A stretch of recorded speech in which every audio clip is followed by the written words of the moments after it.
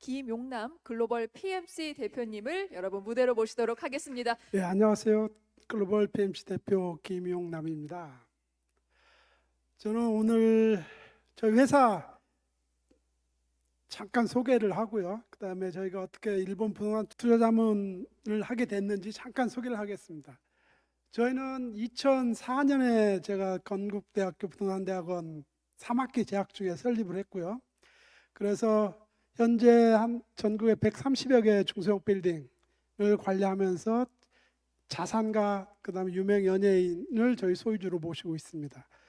그러면서 저희 고객의 요청에 의해서 해외 부동산 투자 자문을 안 해주냐, 그래서 저희 최초로 시작한 게 일본이었습니다. 일본 2016년부터 시작을 했고요. 그래서 17년에 CCM, 제가 한국협회 회장을 16년부터 한 21년까지 했는데, 그때 그 교류했던 일본 CCM 협회 회장단을 만나서 같이 의기투합해서 한번 사업을 해보자, 그게 시작이 됐습니다. 그래서 2017년 12월에 최초로 긴자 옆쪽에 주호구의 중소형 빌딩 한 130억 가까운 거를 투자자문을 성사시켰고, 그 이어서 2019년에 미쓰이가 개발한 펜트하우스를 저희 그룹 고객한테 저희가 성공적으로 투자자문을 하면서 이렇게 지금까지 해오고 있습니다. 그래서 저희는 어떤 그 어떤 중개 회사라는가 아니고, 저희는 일단 저희 주력은 중소형 빌딩 자산 관리라는 점을 저희가 한번 강조하고 싶고요.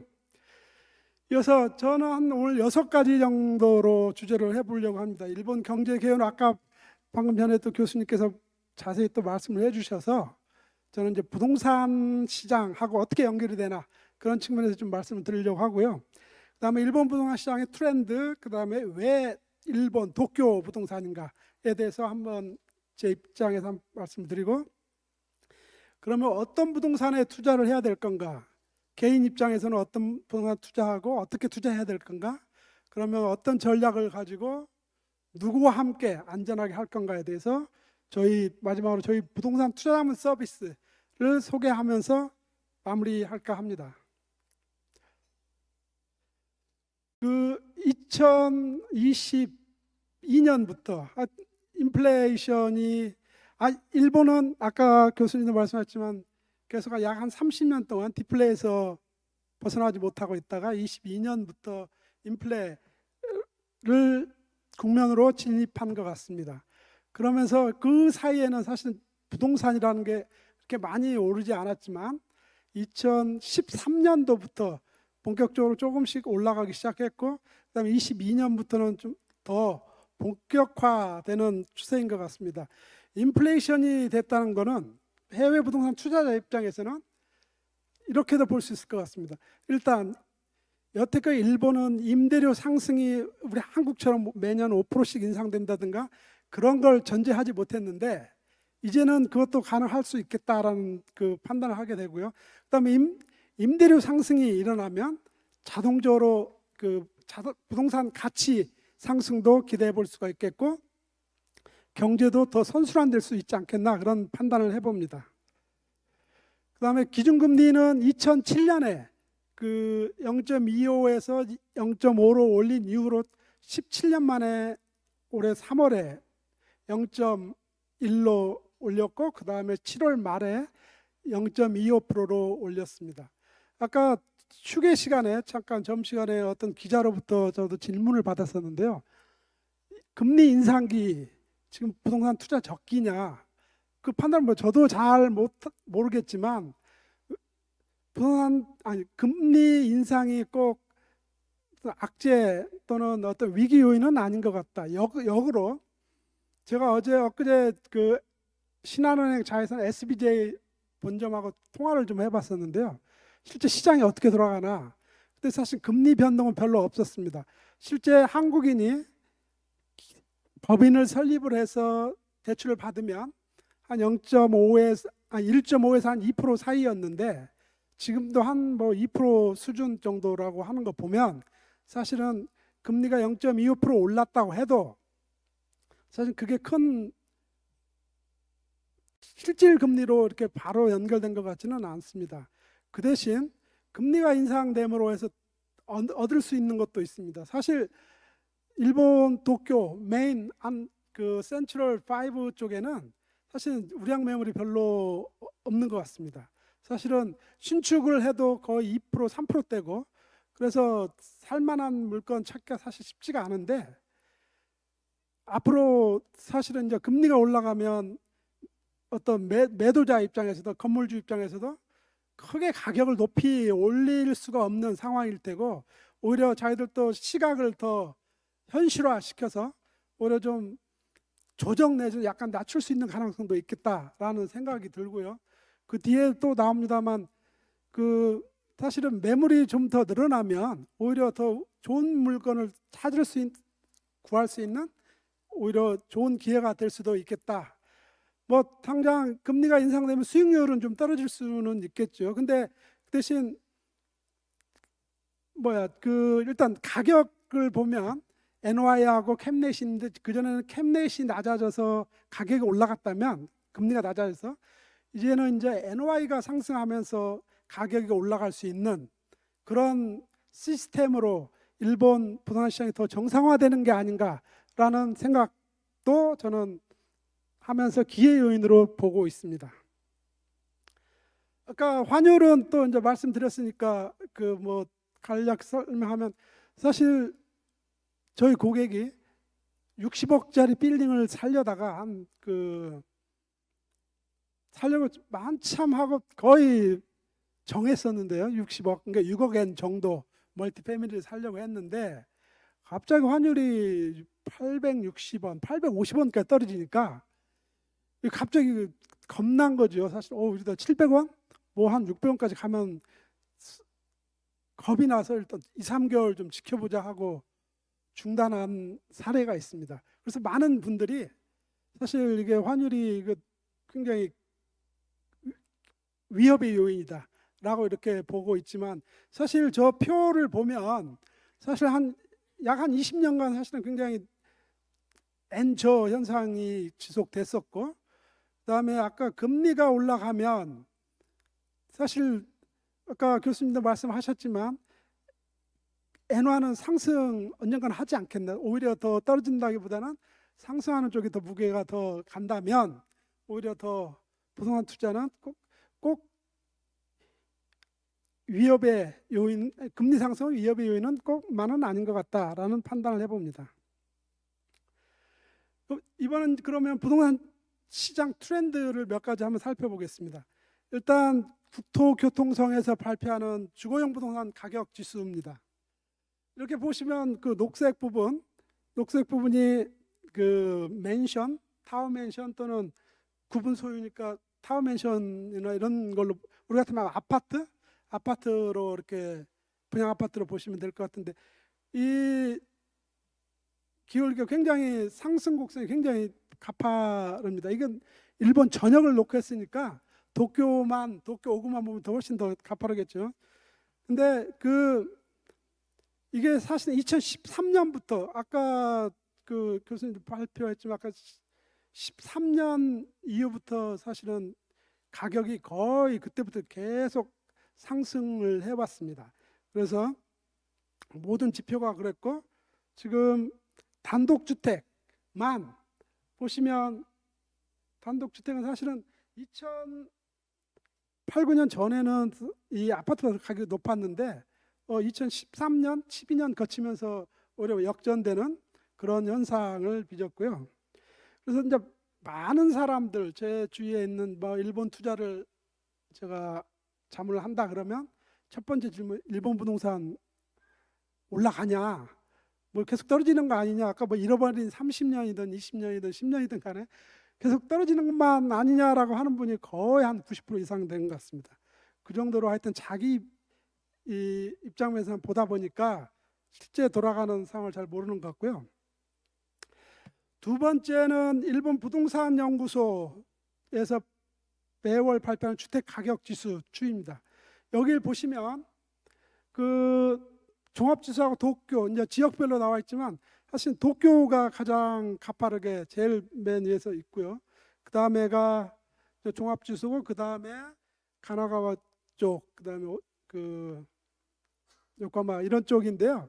그래서 저는 특히 도쿄 쪽에 더 집중하고, 그 다음에 도쿄 중에서도 더 도심 5구 쪽에 더 집중하는 그런 상담을 진행하고 있습니다. 그래서 이게 뭐 다 같이 오르긴 했지만 특히 2020년부터는 전부 다 같이 이렇게 올라가는 그런 추세인데, 그 일단 지역과 유형, 부동산 타입 이런 선택이 굉장히 중요할 것 같습니다.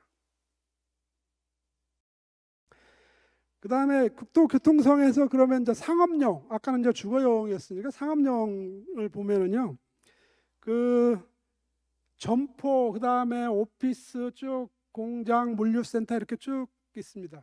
이 가장 그 위에가 있는 게 저 빨간 게 오피스고요, 사무실. 그 다음이 한 일동 주거용 건물입니다. 왜 주거용 건물이 주거용인데 왜 상업용에 들어와 있나 이렇게 보면, 사실은 이제 이건 수익형 부동산으로 봤을 때는 다 상업용으로 이렇게 취급을 합니다. 미국에서도 마찬가지지만 멀티패밀리도 레지덴셜이라고 보기보다는 하여튼 인컴 프로듀스, 수익을 창출하는 부동산은 다 상업용으로 이렇게 했기 때문에 이렇게 한 거고요. 그래서 가장 그 돋보이는 게 저 일동 건물, 한 건물은 우리 같으면 다가구 주택입니까? 한 뭐 5세대부터 10세대 이렇게 있는 그런 건물들, 그런 주거용 건물이 가장 각광을 받는 것 같습니다.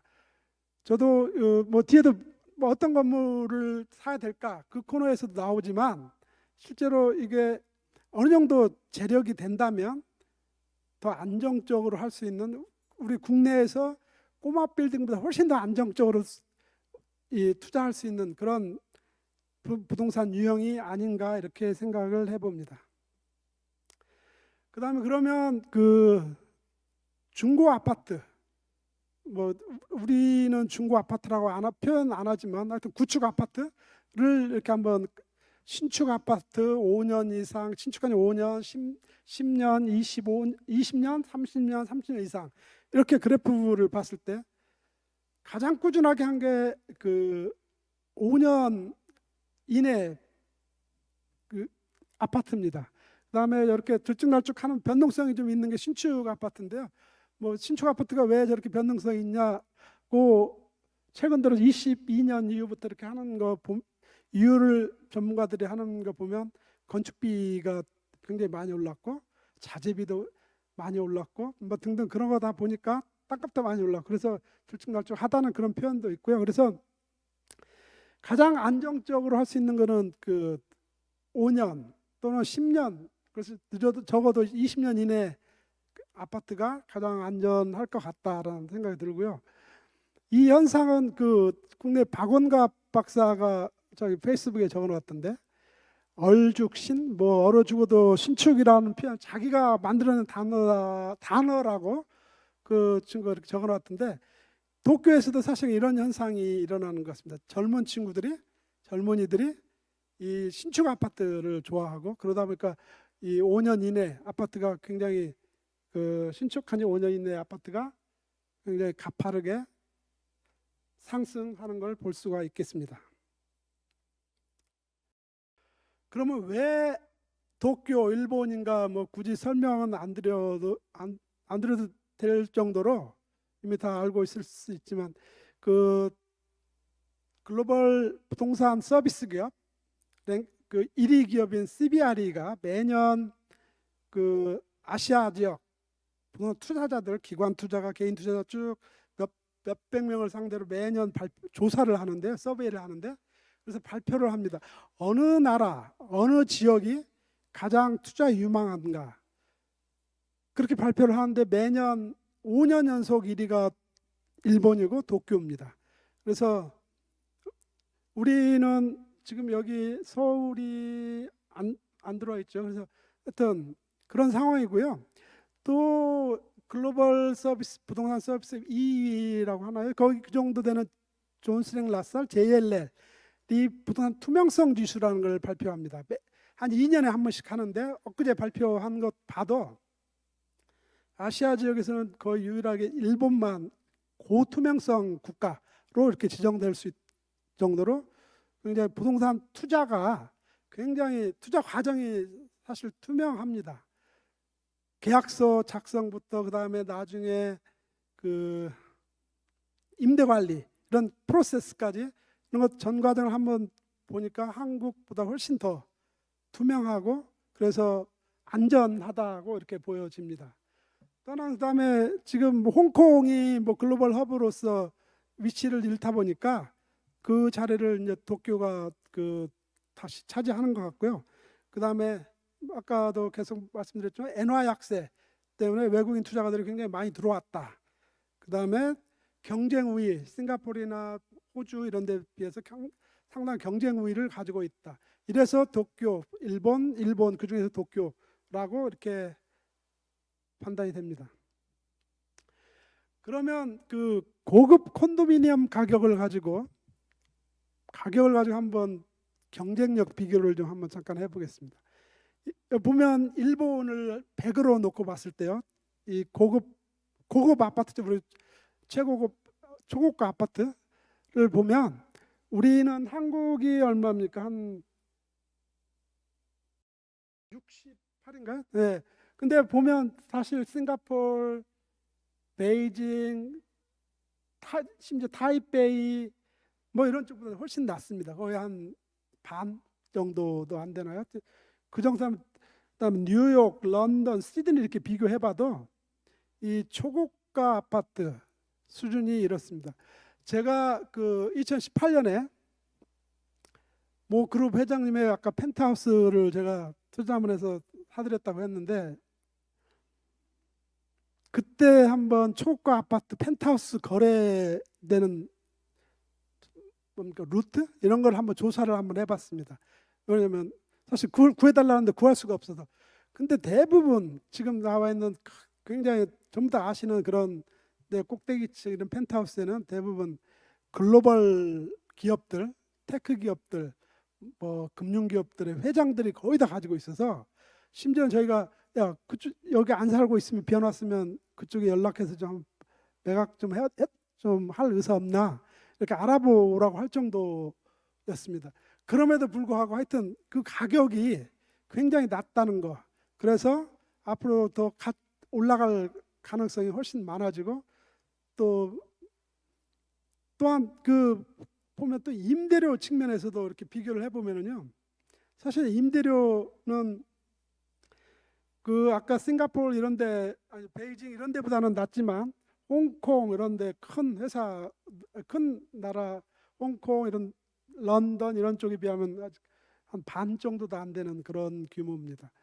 이 이야기는 앞으로 그 임대 수요가 사실은 계속 일단 낮으니까 일단 임대 수요가 계속 늘어날 거라는 점하고 그 임대 수요가 늘어나면 자동적으로 앞에 말씀드렸던 가격도 자동으로 상승할 여지가 굉장히 많다. 그래서 하여튼 가격 경쟁력 또는 임대료의 경쟁력 이 점에서 일본 도쿄가 굉장한 강점이다라고 이렇게 말씀을 드릴 수가 있겠습니다. 제가 작년 7월에 저기 한국경제신문사하고 일본 도쿄 오사카 세미나를 했는데요.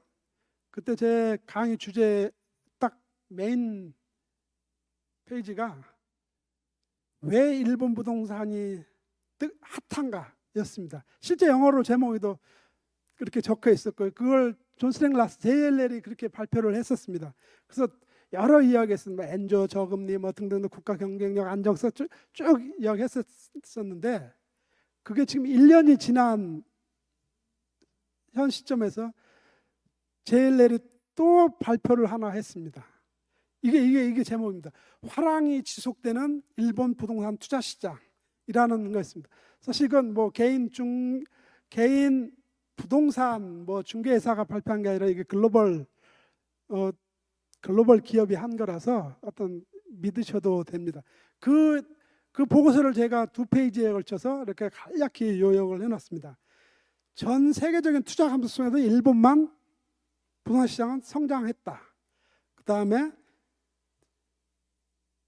그래서 도쿄가 세계 1위 투자 도시로 부상을 했고, 그 다음에 금리 상승에도 불구하고 아까 제가 말씀드렸죠, SBJ 이야기지만 사실은 그 투자 환경 굉장히 안정적이더라. 이게 그대로 막 우리나라처럼 지금 막 금리 대출금리 막 팍팍 올리고 하는 그런 구조가 아니더라라는 거 하고요. 그 다음에 그 두 번째는 그러면 일본 부동산 시장의 투자 기회와 해외 투자자를 한 섹션이 있었는데요. 아까도 잠깐 말씀드린 금리 인상이 오히려 아까처럼 우량 매물을 찾을 수 있는 기회가 늘어나는 거하고, 또 하나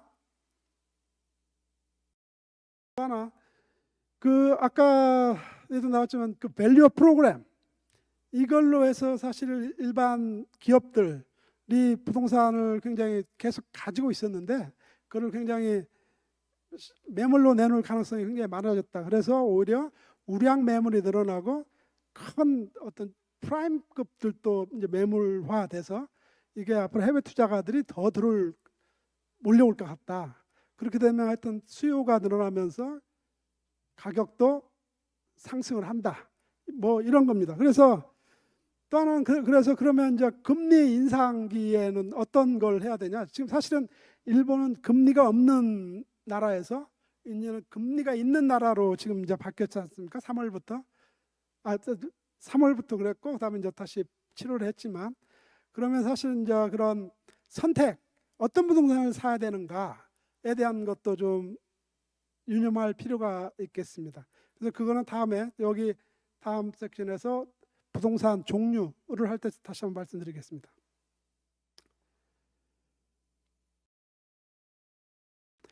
그럼 부동산 그 투자를 어디에 해야 되느냐?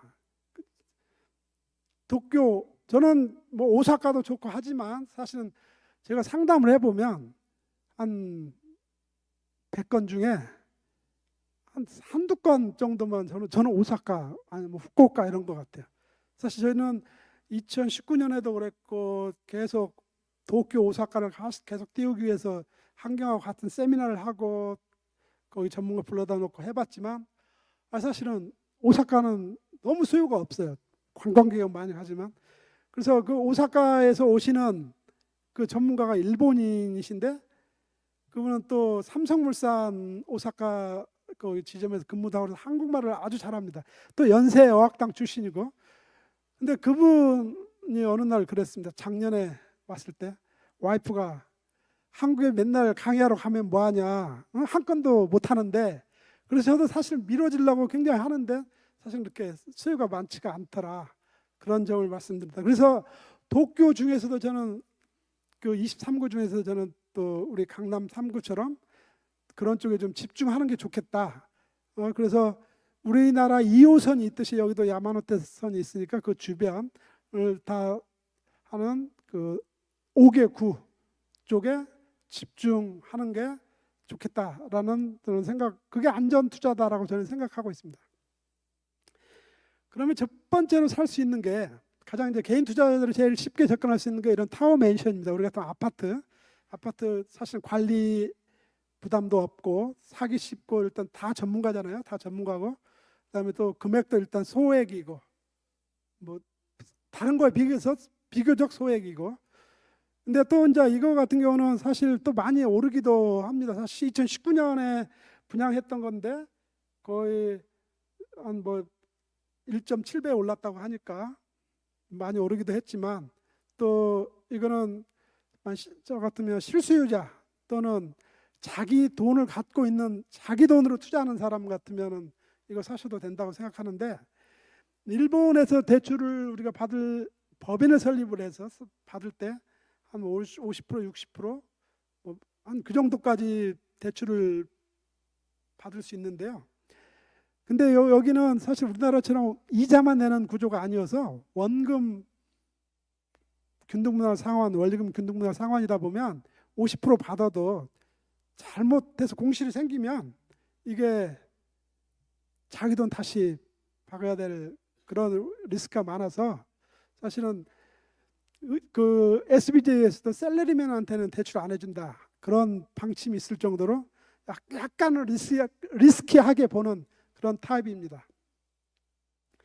그 두 번째는 그 가장 그 또 자산가들이 선호하는 타입, 아까 다가구 주택, 영어로 멀티패밀리, 한 동에 뭐 1, 2층에는 점포도 있고 그다음에 2층부터는 다 주거용.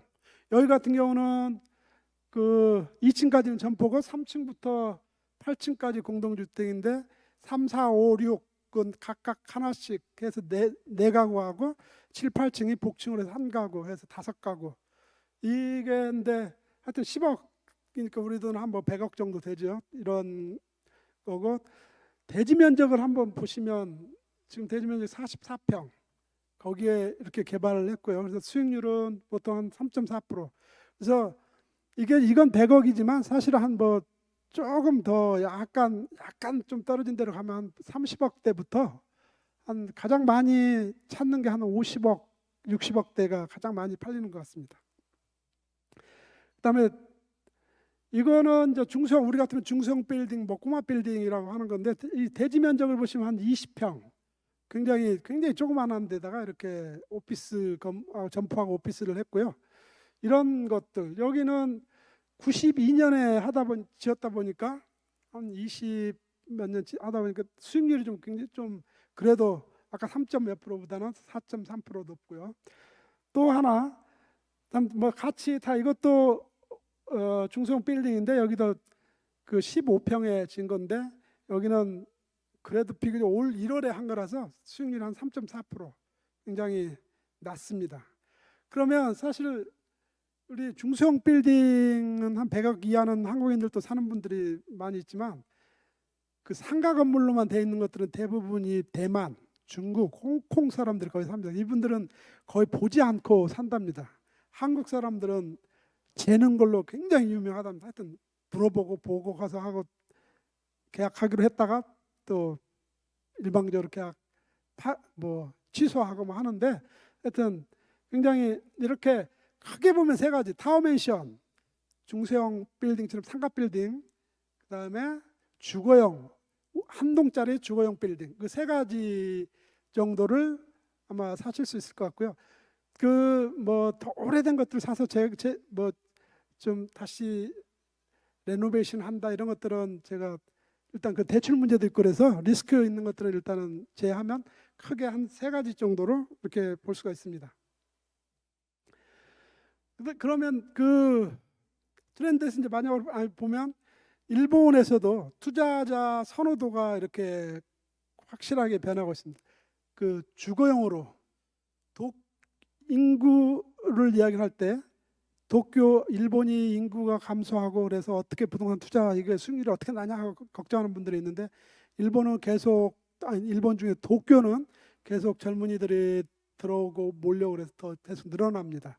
그래서 그런 걱정 안 하셔도 될 것 같고요.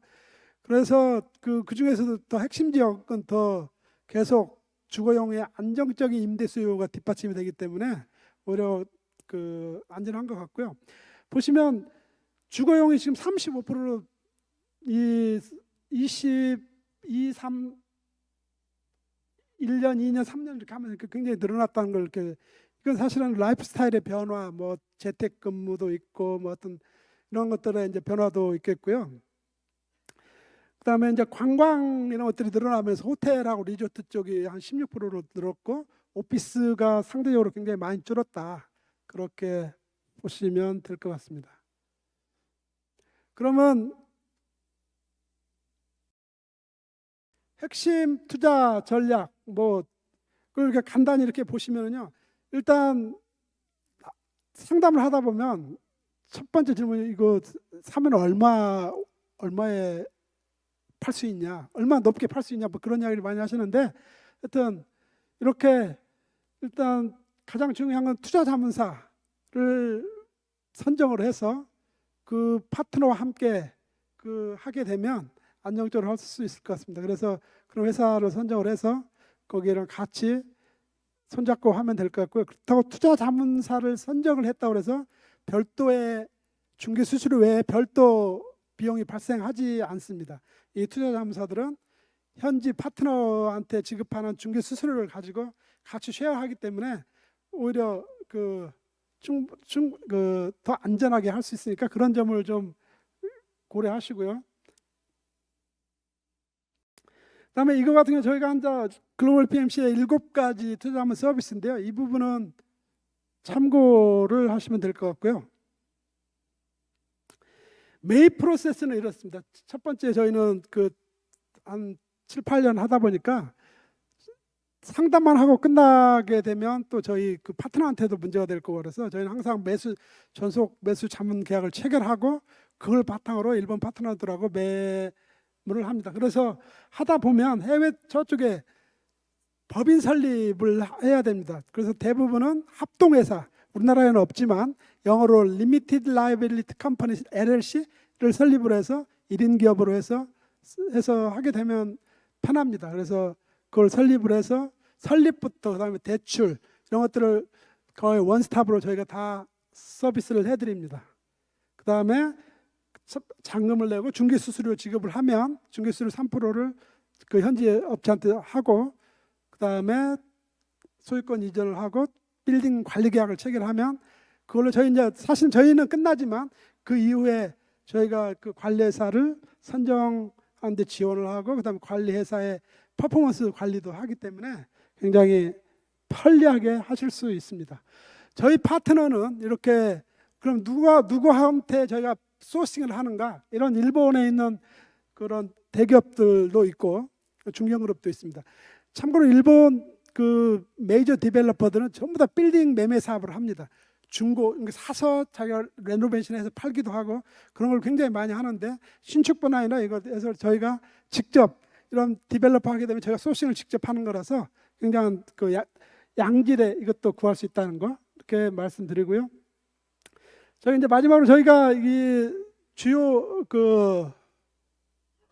실적을 보면 아까 말씀드린 어떤 그룹 회장님의 펜트하우스부터 중소형 빌딩, 저기는 한 6억짜리 어떤 중소기업이 투자 목적으로 하나 사는 그런 원룸, 그 다음에 중소형 빌딩, 그 다음에 작년에 어떤 저희 고객이 한 55억 주고 산 멀티패밀리 다가구 주택 이런 게 있습니다.